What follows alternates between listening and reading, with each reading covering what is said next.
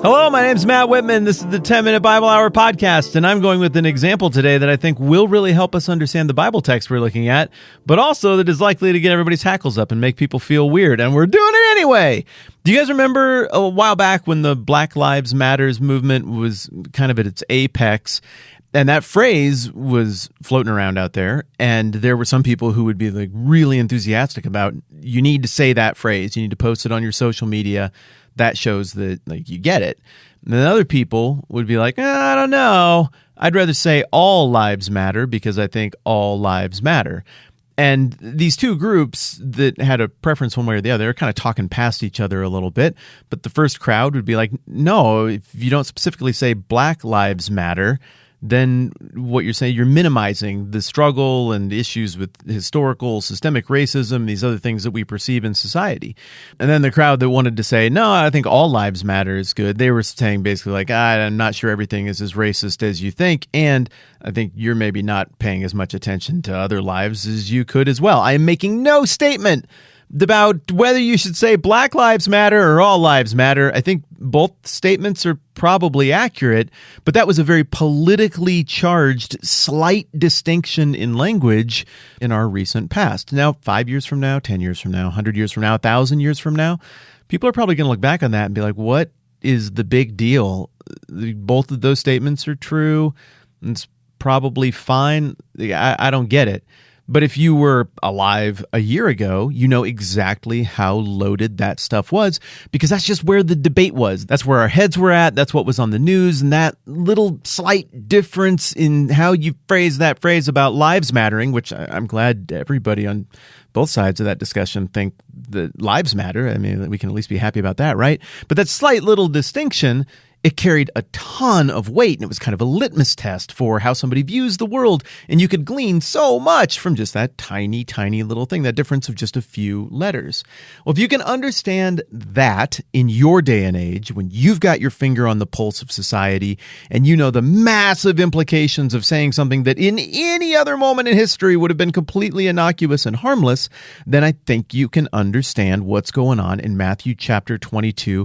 And indeed, the whole New Testament era. It looks like there was some kind of debate that was going on about exactly what to make of the Messiah. And particularly, I get the impression from reading the New Testament that a pivot phrase in figuring out where people stood on the question of what the Messiah would look like and who he might be was this reference to Psalm 110:1 that we've been looking at over the last few days. The passage we're on is the very end of Matthew chapter 22. It goes like this.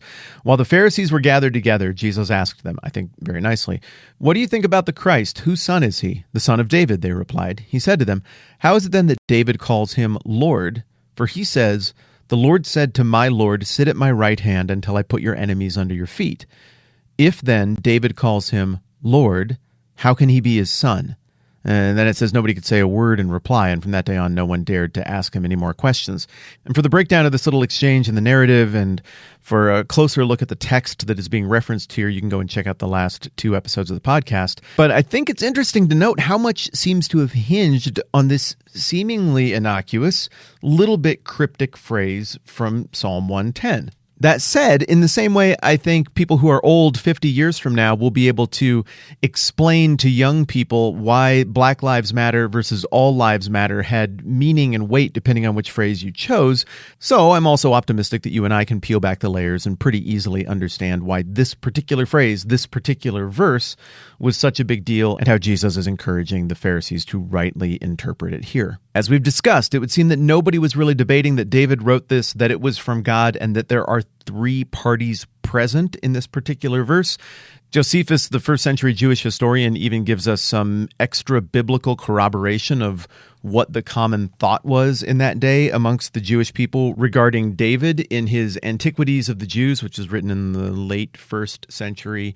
He writes in chapter 8, "So Samuel, when he had given him these admonitions, went away, but the divine power departed from Saul and removed to David, who upon this removal of the divine spirit to him began to prophesy," that is, David is prophesying.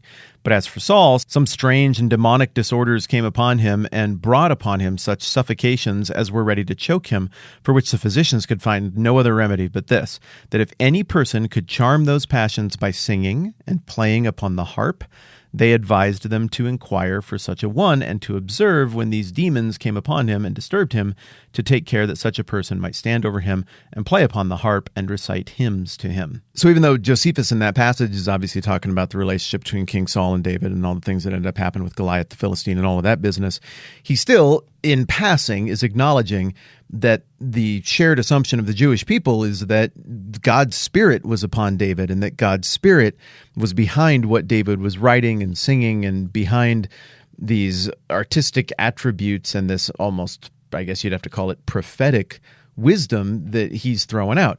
So David wrote it. It was from God. And inarguably, it looks like there are three parties present: David, the author, and then the Lord who says to my Lord. So three people are here. According to what David wrote, the Lord, that being God, is telling David's Lord, that being Christ, the Messiah, to sit at his right hand, and David is witness to this conversation. Why does that matter? Because it looks like the Pharisees and the original audience members were conceiving of the Messiah as being somehow subservient to David.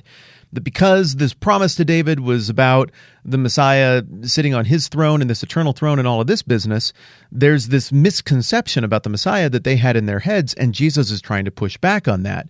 He's effectively saying, you're right when you say the Messiah is the son of David, but the Messiah also pre-exists David. The Messiah is also the maker and sustainer of all things, fully participatory in creation. You are way underselling what you imagine the Messiah to be. So I think part of what Jesus is suggesting here is that, hey, guys, like, you're all tangled up in this debate about, is it this phrase or is it that phrase? Or what do we do with this little play on words? And the people who twist the play on words that way, they're super wrong. And the people who twist it this way, they're super right.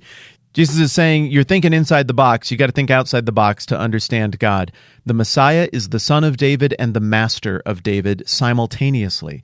The Messiah is descended from David and also the initiator of all things and all of creation simultaneously. And you don't have to desperately read between the lines of this text to try to come up with that conclusion. It's all over the New Testament. Maybe most famously in John 8, Jesus says, truly I tell you, before Abraham was even born, I am. And of course, that I am was an inarguable declaration of deity, because I am is the name of God. And everybody that Jesus was talking to in that environment in John 8 would have totally understood that. Paul fleshes out this idea in Colossians 1. Go eat popcorn. Christ is the image of the invisible God, the firstborn over all creation. For by him all things were created, things in heaven and on earth, visible and invisible, whether thrones or powers or rulers or authorities, all things were created by him and for him. He is before all things, and in him all things hold together. And he is the head of the body, the church, and he is the beginning and the firstborn from among the dead, so that in everything he might have the supremacy. For God was pleased to have all his fullness dwell in him, and through him to reconcile to himself all things, whether things on earth or things in heaven, by making peace through his blood shed on the cross. Is there anything in the Bible that talks about David that way? I'm just going to save you a bunch of time, so you'd have to go read the whole thing right now to get back to me. No, that's just not how David is presented at all. David is a conflicted, flawed character who, on the plus side, has a heart after God's, and on the downside, has a heart like the rest of us, too, that is corruptible and will chase after stupid things, even violent things, if need be. The guy made a whole bunch of mistakes, but God made promises to him that were unconditional, and God demonstrates the quality of his character and the reliability of his promises through his dealings with David. But Jesus, the Christ, the Messiah, that is a totally different animal. So you can understand when we read that language from Colossians chapter 1, when we hear Jesus' declaration about himself before Abraham was even born, I am, from John chapter 8, it's pretty easy to see how short the Pharisees were selling the concept of the Messiah if they're thinking that he is somehow lesser than David, or that because he's descended from David, that David would somehow be his Lord, when the reality is, no, he pre-exists David, he transcends David in power and in character and in authority, and part of the reason the Pharisees are missing the point here is not just because they're bad people, I mean, they behave badly oftentimes in the text, but it's because they're just thinking about the whole proposition the wrong way.